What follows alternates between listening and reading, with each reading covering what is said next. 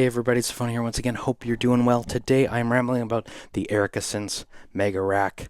It is going to be a bit of a weird one. Normally the videos now go like one-liner, sound demo, and then disclaimer and rambling. But for today, it's going to be a weird one, and I think the best way to do that, make a jam together and let me ramble about it on the go. So I brought in a hair of stuff, and I hope you'll indulge me on that front. So let's hear my drums. Sorry, it's really simple, and I have the clap going, which I talked a little bit about yesterday, and we're gonna go with it. And you know what? Let's bring in the Vic X, however the heck you say it.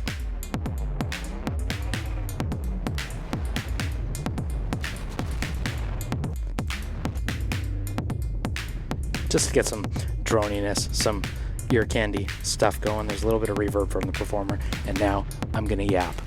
Okay, so what is it? The Synths Megarack is 8 rows of 126 HP. It is an absolute monster. It is a piece of furniture. It dominates the bedroom that I record this in, and it has induced a lot of anxiety for me, and that was something that I completely did not expect. And let's talk about the way that this came to be, first of all. So there's a local seller here in Vancouver who has a reputation for letting things go for exceptionally reasonable prices, and they listed this on Saturday, I believe it was, basically being like, I'm getting out of Eurorack, I am gonna put this into storage tomorrow if it doesn't sell today, but if it does sell today, here's a fire price. And basically it was less than a third of the new price if you include tax, and not including the light. I don't know what the XLR lighting is called with those XLR connectors, if you know the word, but anyway, it's just to say that like it was ludicrously cheap. And while I never really set out to get into a monster case, some of you who I talk to on the frequent have pointed out that I said I would never get into it. Here I am. And this really, especially on the lighting front, solves a lot of the problems that come into making these videos, because if you saw the other ones, you probably saw the oldest episodes. I had the IntelliGel performance cases stacked on top of a dresser, and then I bought a dedicated case, which I thought was such a insanely big commitment to the channel. But here I am with an way bigger and way insaner commitment to the channel in front of me. Sorry, let me play our drone so you can hear the chaos in the background. This thing I did not expect to feel the existential crises that I did after getting it racked up. And I think that comes from when you have one IntelliGel performer case, you have 2 ALM 52 6Us, awesome size by the way, and a little palette. Is just kind of like, oh, I have 3 sequencers in one big case, right? It's not a lot of modules. I don't have a lot of modules. But then seeing it all racked up in one spot as it is here, yeah, kind of freaked me out a little bit, to be totally honest, because like my gas isn't that bad. I don't have that many modules, right? I can only fill most of a monster case with it. I can only, I only have twice the value of my beater car in one piece of furniture that people on the internet bully me about. And anyway, I was like expecting to be like ready to jam it out, and then I got it all racked up, and I was just like looking at it after like, oh yeah, racking it up will take 45 minutes, and then 2 hours later I was like sitting on the end of the bed like,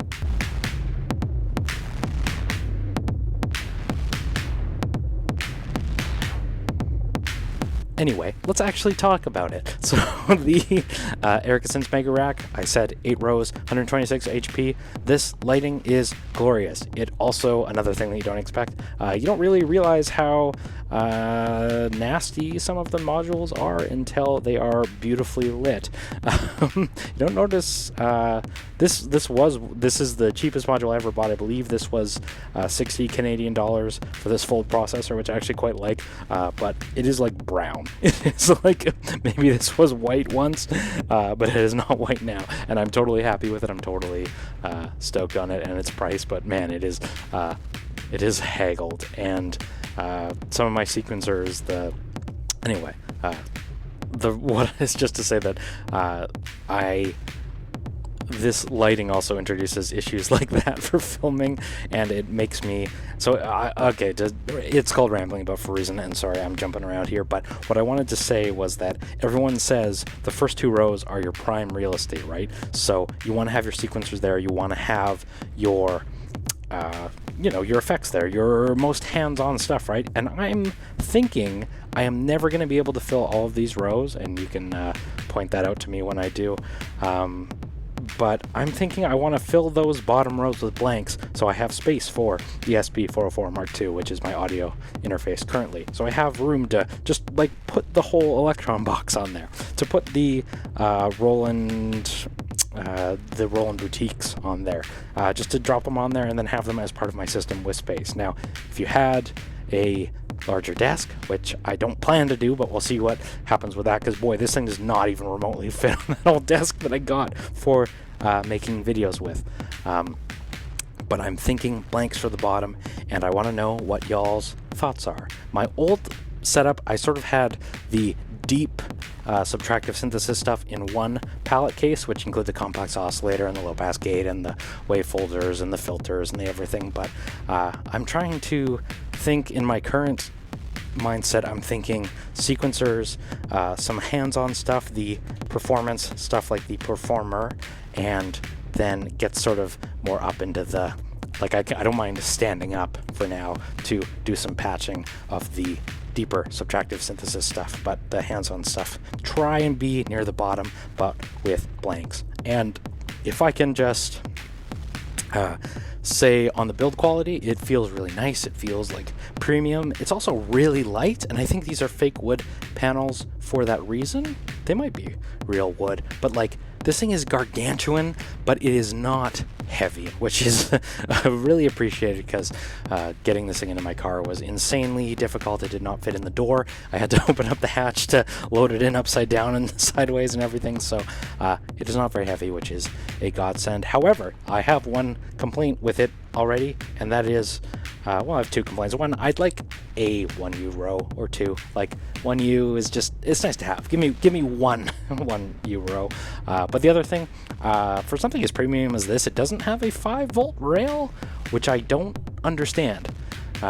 It says in the manual or on the website that it has, let's just, speed this up a little bit. I'm sure y'all are getting real bored. It has it's not distracting at all, is it?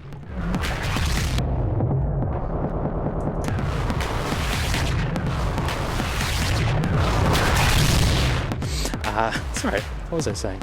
The manual says there is a 5-volt adapter, and the bus boards, and I doubt you can see that on here, but the bus boards have verbiage on there about the 5U rail, but it doesn't power them, and it just seems kind of crazy to like kind of get to the end game of cases in my mind and not have a 5U rail. But maybe it's one of those things where they're like, if you need a 5U rail, just throw a bus board in there and go with it. I don't know, but I'm also thinking, like, with this enormous case, I feel like I also need some more serious mixing going on, and I was looking at the 1010 Music Blue Box, but it has crazy power requirements that include a 5U rail, and that means that at least in the default configuration, this won't do it. So I need to figure something out on that front, and it's kind of a shame that it doesn't support it out of the box. That's my only other complaints. But when it comes to like the build, the size, the everything, it's great, and I'm really excited to jam this one out with y'all, and I'm really excited to have some better video stuff, some better production quality, because the weird angles and the weird trying to take my, maybe you can actually see it in this video for once, the iPad on the telescopic stand is really unwieldy in that old setup, but when everything's vertical, I think that's going to make, and today obviously the iPad is vertical and not the usual thing, but I think pointing it at the wall to move it around is going to be a lot easier than the previous setup, but boy is it going to be better lit, because before I was using, if I can just show you here, maybe I can't reach it though. Well, I was using, this isn't it, but this is a similar idea. I was using a little USB plug. It's bendy, malleable, which is totally fine and dandy for your lighting your own rig when it's just to see, but when it comes to video, it was like super hard to get the lighting right and super uneven and lots of glare and everything. In this setup, hopefully all of that has gone away. And now I want to talk really, really quickly about my routing, or my layout philosophy, I guess, just because I actually want to ask y'all what you think, and I would love to hear some feedback, some ideas. If you think this is dumb, if you have any input, you let me know. I think a big mixer or a more powerful mixer is the only thing I'm really, really missing right now, but I'd love to hear what you think I am missing. So here's the order. Right now I have the joystick and my microphone interface in the corner. There is a navigator in here as well, just to fill out the space. I have some problems with my unit, but again, we'll save that for the navigator episode if we ever get there. There's my crossfader for the MFD. I used to use the 1U IntelliGel DJ crossfader thing, but no 1U row, so sticking to the MFD for now. There's the Performer and the Overseer. I'm not going to go module by module, but just to say that these are the things that I'm really hands-on with, right? And the mixer, the Bagar, the Overseer, the things that I want to grab. And then things that I also want to grab, but maybe not quite as much, the Hermod, my main sequencer, my modulation source, and PAMs. I need to get some more modulation sources going, and I need to figure that out, but that's a headache for another day. Effects as well, because I feel like you really want to grab those in a performance sense. Metron as well, because I love the Metron. And then row of drums with the Ectocore. Love drums. Entire row dedicated to them. Bitbox Micro, this is kind of far away from the Hermod for my liking, but we'll get into that. Vostok stuff, I want to complete that system eventually, but not in stock, and no money on my part. Filters for now, qubit stuff for now, and then my complex, real dedicated subtractive synthesis stuff in separate modules. So that is my setup, that is the workflow. This is the jam. I appreciate you. I hope you're doing well. Let me know what you think about it. Let me know what you think about my setup. Like and subscribe, comment, all of that crap like that, and I will see you in the next video. Thank you so much.